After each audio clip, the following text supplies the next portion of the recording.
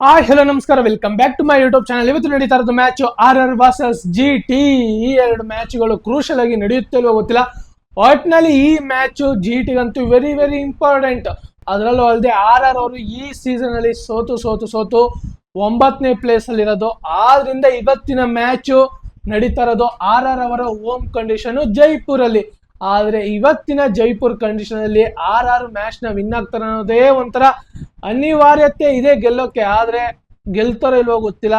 ಒಟ್ನಲ್ಲಿ last match ಆಡಿದ್ದು ನಮ್ಮ RCB ಮೇಲೆ, ನಮ್ಮ ಬೆಂಗಳೂರಿನ ಹೋಮ್ ಕಂಡೀಷನ್ ಅಲ್ಲಿ ಆ ಮ್ಯಾಚ್ ನ ಸೋತಿದ್ದು. ಅದರಲ್ಲೂ ಅಲ್ಲದೆ RCB ಮೇಲೆ ಬ್ಯಾಕ್ ಟು ಬ್ಯಾಕ್ ಮ್ಯಾಚ್ ಗಳನ್ನ ಸೋತಿದ್ದು RR ಅವರು. ಹಾಗೆ ಇವತ್ತು ನಡೀತಾ ಇರೋದು GT ಮೇಲೆ. ಆದ್ರೆ ಇವತ್ತಿನ ಮ್ಯಾಚು RR ಗೆ ವೆರಿ ಕ್ರೂಷಲ್. ಇನ್ನು ಎಲ್ಲ ಮ್ಯಾಚ್ ಗಳನ್ನ ಗೆದ್ರೆ ಮಾತ್ರ ಇವ್ರಿಗೆ ಪ್ಲೇ ಆಫ್ ಗೆ ಚಾನ್ಸ್. ಇಲ್ಲ ಅಂದ್ರೆ ಇವರು ಸಹ CSK ತರ ಏನು ಪಾಯಿಂಟ್ ಟೇಬಲ್ ಅಲ್ಲಿ ಕೆಳಗಡೆ ಇದಾರೋ ಇವರು ಸಹ ಅಲ್ಲೇ ಇರ್ತಾರೆ. ನೆಕ್ಸ್ಟ್ SRH, ಈ ಮೂರು ಟೀಮ್ಗಳು ಆಲ್ಮೋಸ್ಟ್ ಎಲಿಮಿನೇಟೆಡ್ ಪ್ಲೇಸ್ ಬಂದ್ಬಿಟ್ಟಿದೆ. ಆದ್ರೆ ಲಾಸ್ಟ್ ಸೀಸನ್ RCB ಸ್ಟ್ರಾಂಗ್ ಆಗಿ ಕಮ್ ಬ್ಯಾಕ್ ಮಾಡಿದ್ರಲ್ಲ, ಲಾಸ್ಟ್ ಗೇಮ್ ಗಳೆಲ್ಲ ಹೊಡ್ಕೊಂಡು ಆ ತರ ಇವ್ರು ಬರ್ತಾರೆ ಅಂತ ನನಗೆ ಅನ್ನಿಸ್ತಾ ಇಲ್ಲ. ಆದ್ರಿಂದ ಇವತ್ತಿನ ಮ್ಯಾಚ್ RR ಗಿಂತ ಕ್ರೂಷಲ್ ಆಗಿ ಇಂಪಾರ್ಟೆಂಟ್ ಆಗಿರೋದು GT ಗೆ, ಅದನ್ನಂತೂ ಹೇಳ್ಬೋದು. ಹಾಗೆ RR ಈ ಸೀಸನ್ ಅಲ್ಲಿ ಆಡಿರೋದು 9 ಮ್ಯಾಚ್ಗಳು, ಅದರಲ್ಲಿ 2 ಮ್ಯಾಚ್ಗಳನ್ನ ವಿನ್ ಆಗಿ 7 ಮ್ಯಾಚ್ ನ ಸೋತಿರೋದು. ಹಾಗೆ GT ಅವರು ಆಡಿರೋದು 8 ಮ್ಯಾಚ್, ಅದರಲ್ಲಿ ವಿನ್ ಆಗಿರೋದು 6 ಮ್ಯಾಚ್, ಹಾಗೆ 2 ಮ್ಯಾಚ್ ನ ಸೋತಿರೋದು. ಇವತ್ತು ಆಡ್ತಾ ಇರೋದವರು 9ನೇ ಮ್ಯಾಚ್. ಇವತ್ತು ಕ್ರೂಷಲ್ ಆಗಿ ಇಂಪಾರ್ಟೆಂಟ್ ಆಗಿರೋದು GT ಮಾತ್ರ. RR ಗೆ ಅಷ್ಟೊಂದು ಇಂಪಾರ್ಟೆಂಟ್ ಅಲ್ವೇ ಅಲ್ಲ ಮ್ಯಾಚ್. ಒಟ್ಟಿನಲ್ಲಿ ಹೋಮ್ ಕಂಡೀಷನ್ ಅಲ್ಲಿ ಗೆಲ್ಲಬೇಕು ಅನ್ನೋ ಒಂದು ಮೈಂಡ್ ಇದ್ದೇ ಇರುತ್ತೆ RR ಗೆ, ಅದನ್ನಂತೂ ಹೇಳ್ಬೋದು. ಹಾಗೆ ಈ ಜೈಪುರ್ ಪಿಚ್ ಅಲ್ಲಿ ಇಲ್ಲಿವರೆಗೂ 59 IPL ಮ್ಯಾಚ್ಗಳು ನಡೆದಿರೋದು. ಅದರಲ್ಲಿ ಫಸ್ಟ್ ಇನ್ನಿಂಗ್ಸ್ ಬ್ಯಾಟಿಂಗ್ ಆಡಿರೋರು 21 ಮ್ಯಾಚಸ್ಗಳನ್ನ ವಿನ್ ಆಗಿದ್ರೆ, ಹಾಗೆ ಸೆಕೆಂಡ್ ಇನ್ನಿಂಗ್ಸ್ ಬ್ಯಾಟಿಂಗ್ ಆಡಿರೋರು 38 ಮ್ಯಾಚಸ್ಗಳನ್ನ ವಿನ್ ಆಗಿರೋದು. ಇದನ್ನ ನೋಡ್ತಾ ಬಂದ್ರೆ ಈ ಜೈಪುರ್ ಕಂಡೀಷನ್ ಅಲ್ಲಿ ಸೆಕೆಂಡ್ ಬ್ಯಾಟಿಂಗ್ ಆಡಿದ್ರೆ ಒಂದು ಸ್ವಲ್ಪ ಬೆಟರ್ ಆಗಿರುತ್ತೆ. ಸೆಕೆಂಡ್ ಇನ್ನಿಂಗ್ಸ್ ಡ್ಯೂಫೆಕ್ಟ್ ಬರೋದು ಎಲ್ಲ ಮ್ಯಾಚ್ಗಳು ಡ್ಯೂಫೆಕ್ಟ್ ಬಂದೇ ಬರುತ್ತೆ. ಆದ್ರೆ ಈ ಕಂಡೀಷನ್ ಅಲ್ಲಿ ಸೆಕೆಂಡ್ ಇನ್ನಿಂಗ್ಸ್ ಬ್ಯಾಟಿಂಗ್ ಆಡಿದ್ರೆ ಬೆಟರ್ ಆಗಿರುತ್ತೆ. ಇನ್ನೂ ಒಂದ್ ಸ್ವಲ್ಪ ಬ್ಯಾಟಿಂಗ್ ಕಂಡೀಷನ್ ಆಗಿ ಪಿಚ್ ವರ್ಕ್ ಆಗುತ್ತೆ. ಹಾಗೆ ಇಲ್ಲಿ ಟಾಸ್ ನ ನೋಡ್ತಾ ಬಂದ್ರೆ ಯಾರು ಟಾಸ್ ನ ವಿನ್ ಆಗಿದಾರೋ ಅವರು 32 ಮ್ಯಾಚ್ಗಳನ್ನ ವಿನ್ ಆಗಿದ್ರೆ, ಹಾಗೆ ಯಾರು ಟಾಸ್ ನ ಸೋತಿದಾರೋ 27 ಮ್ಯಾಚ್ಗಳನ್ನ ಗೆದ್ದಿರೋದು. ಆದ್ರಿಂದ ಇವತ್ತಿನ ಮ್ಯಾಚ್ ಅಲ್ಲಿ ಟಾಸ್ ಕ್ರೂಷಲ್ ಆಗಿ ಇಂಪಾರ್ಟೆಂಟ್ ಆಗುತ್ತೆ. ಈ ಪಿಚ್ ಅಲ್ಲಿ ಕ್ರೂಷಲ್ ಆಗಿ ಇಂಪಾರ್ಟೆಂಟ್ ಆಗೋದು ಟಾಸ್.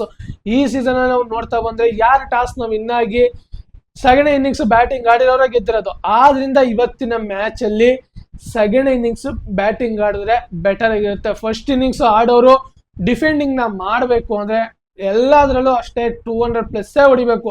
ಇದು ಬ್ಯಾಟಿಂಗ್ ಕಂಡೀಷನ್ ಪಿಚ್, ಆದ್ರಿಂದ ಅಷ್ಟೊಂದು ಕಮ್ಮಿ ಸ್ಕೋರ್ ಡಿಫೆಂಡಿಂಗ್ ಕೊಟ್ರೆ ಆರಾಮಾಗಿ ಚೇಂಜ್ ಡೌನ್ ಆಗುತ್ತೆ. ಹಾಗೆ ಈ ಜೈಪುರ್ ಪಿಚ್ ನ ಆವರೇಜ್ ಸ್ಕೋರ್ ನೋಡ್ತಾ ಬಂದ್ರೆ 162. ಇದು ಒಂದ್ ಸ್ವಲ್ಪ ಡಿಫೆಂಡಿಂಗ್ ಮಾಡುವಂತ ಸ್ಕೋರ್ ಅಲ್ಲ. ಆದ್ರಿಂದ ಇಲ್ಲಿ ಡಿಫೆಂಡಿಂಗ್ ನ ಸ್ಕೋರ್ ಮಾಡಬೇಕು ಅಂದ್ರೆ 200+ ಇದ್ರೆ ಮಾತ್ರ ಈ ಪಿಚ್ ಅಲ್ಲಿ ಆರಾಮಾಗಿ ಡಿಫೆಂಡಿಂಗ್ ನ ಮಾಡಬಹುದು. ಹಾಗೆ GT ವರ್ಸಸ್ RR ಇಲ್ಲಿವರೆಗೂ ಫೇಸ್ ಟು ಫೇಸ್ 7 ಮ್ಯಾಚಸ್ಗಳನ್ನ ಆಡಿರೋದು. ಅದರಲ್ಲಿ GT ಅವರು 6 ಮ್ಯಾಚಸ್ಗಳನ್ನ ವಿನ್ ಆಗಿದ್ರೆ, RR ಅವರು ವಿನ್ ಆಗಿರೋದು 1 ಮ್ಯಾಚ್. ಈ ಸ್ಟ್ಯಾಟ್ಸ್ ನೋಡ್ತಾ ಬಂದ್ರೆ GT ಸ್ಟ್ಯಾಟ್ಸ್ ಅಂತೂ ಬೆಂಕಿ ಆಗಿದೆ. ಹಾಗೆ ಇವತ್ತಿನ ಮ್ಯಾಚ್ ಅಲ್ಲಿ GT ಪಕ್ಕ ಇಂಪ್ಯಾಕ್ಟ್ ಮಾಡೇ ಮಾಡುತ್ತೆ RR ಮೇಲೆ ಅಂತ ನಾನು ಎಕ್ಸ್ಪೆಕ್ಟೇಷನ್ ಮಾಡಿದ್ದೀನಿ.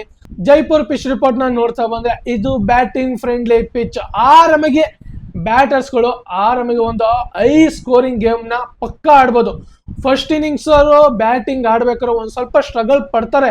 ನಾವು ನೋಡಿದೀವಿ ಈ ಸೀಸನ್ ತುಂಬಾ ಸ್ಟ್ರಗಲ್ ನ ಪಟ್ಟಿದ್ದಾರೆ ಫಸ್ಟ್ ಇನ್ನಿಂಗ್ಸ್ ಆಡ್ಬೇಕಾರೆ. ಆದ್ರೆ ಇವತ್ತಿನ ಮ್ಯಾಚ್ ಕ್ರೂಷಲ್ ಆಗಿ ಇಂಪಾರ್ಟೆಂಟ್ ಆಗೋದು ಓಪನರ್ಸ್ ಗಳು. ಏನು ಓಪನರ್ಸ್ ಗಳು ಫಸ್ಟ್ ಇನ್ನಿಂಗ್ಸ್ ಅವ್ರಿಗೆ ಹೇಳ್ತಾ ಇರೋದು, ಏನು ಓಪನರ್ಸ್ ಗಳು ಆಡ್ತಾರೋ ಅವರಿಂದ ಒಂದು ಒಡೆಯ ಇಂಟೆಂಟ್ ಗಿಂತ ಒಂದ್ ಸ್ವಲ್ಪ ಇನ್ನಿಂಗ್ಸ್ ನ ಕ್ಯಾರಿ ಮಾಡ್ಕೊಂಡು ಅದಾದ ನಂತರ ಒಡೆಯ ಇಂಟೆಂಟ್ ನ ತೋರಿಸಿದ್ರೆ ಪಕ್ಕ ಇವತ್ತಿನ ಮ್ಯಾಚ್ ಡಿಫೆಂಡಿಂಗ್ ನ ಮಾಡಬಹುದು.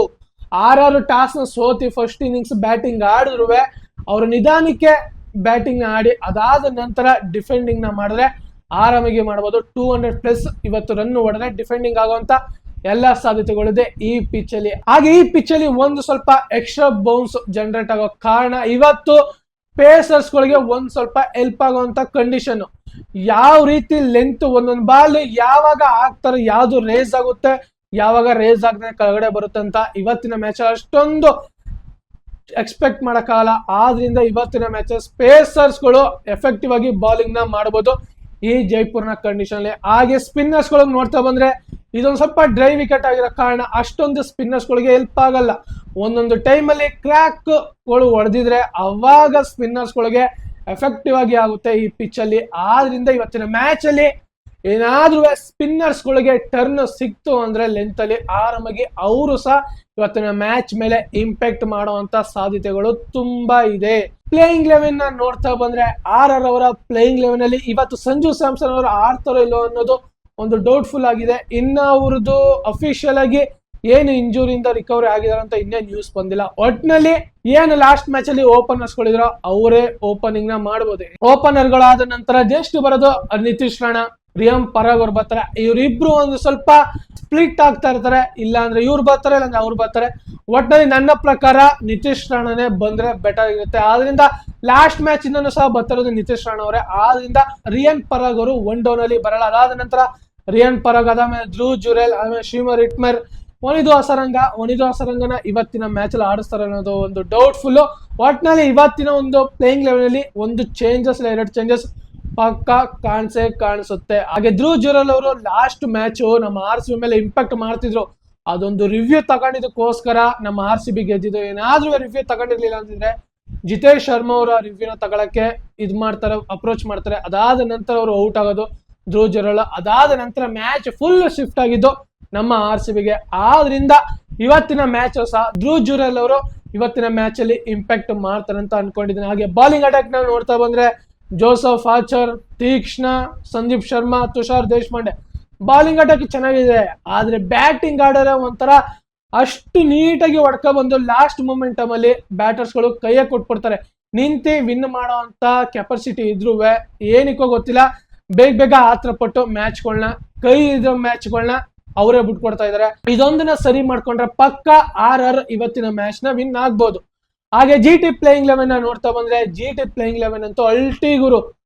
ಯಾವ ರೀತಿ ಗುರು ಬ್ಯಾಟಿಂಗ್ ನ ಆಡ್ತಾ ಇರೋದು, ಶುಭ್ಮನ್ ಗಿಲ್, ಸಾಯಿ ಸುದರ್ಶನ್ ಇವರಿಬ್ರು ಟಾಪ್ ಓಪನಿಂಗ್ ಕೊಡ್ತಾ ಇರೋದು. ಅದಾದ ನಂತರ ಬಂದು ಜೋಶ್ ಬಟ್ಲರ್, ಈ 3 ಜನ ಟಾಪ್ ಆರ್ಡರ್ಗಳು ಬ್ಯಾಟಿಂಗ್ ಇಂದ ರನ್ ಬತ್ತು ಅಂದ್ರೆ ಇವತ್ತಿನ ಮ್ಯಾಚ್ ಅಲ್ಲೂ ಸಹ ಹೈ ಸ್ಕೋರಿಂಗ್ ಇದ್ರು ಸಹ ಚೇಸ್ ಮಾಡೋ ಅಂತ ಕೇಪಬಿಲಿಟಿ ಟೀಮ್ ಅಂದ್ರೆ GT. ಆದ್ರಿಂದ ಇವತ್ತಿನ ಮ್ಯಾಚ್ ಇಂಪ್ಯಾಕ್ಟ್ ಮಾಡುವಂತ ಸಾಧ್ಯತೆಗಳಿದೆ. ಏನು ಮಿಡಲ್ ಆರ್ಡರ್ ಅಲ್ಲಿ ಒಂದ್ ಸ್ವಲ್ಪ ಎಫೆಕ್ಟಿವ್ ಆಗಿ ಹೊಡೆಯುವಂತವ್ರು ಇದಾರೆ.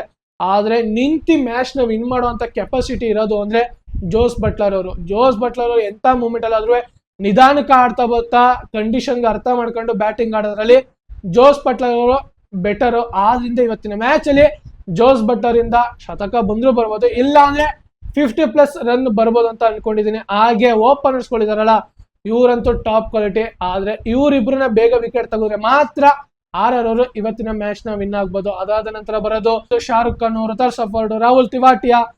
ಈ ಬ್ಯಾಟಿಂಗ್ ಆಡೋದ್ರಿಂದ ಇವರಿಂದ ಅಷ್ಟೊಂದು ಹೇಳ್ಕೊಳ್ಳೋ ಮಟ್ಟಿಗೆ ಪರ್ಫಾರ್ಮೆನ್ಸ್ ಬಂದಿಲ್ಲ. ಒಟ್ಟಿನಲ್ಲಿ ಋತುರಾಜ್ ಸಫರ್ಡ್ ಅವರು ಒಂದು ಪಕ್ಷ ರನ್ ಹೊಡ್ಕೊಟ್ಟಿದ್ದಾರೆ. ಆದ್ರೆ ಇನ್ನ ಈ ತಿವಾಟಿಯಾ ಮತ್ತೆ ಶಾರುಖ್ ಖಾನ್ ಇಂದ ಅಷ್ಟೊಂದು ಹೇಳ್ಕೊಳ್ಳೋ ಮಟ್ಟಿಗೆ ರನ್ ಬಂದಿಲ್ಲ.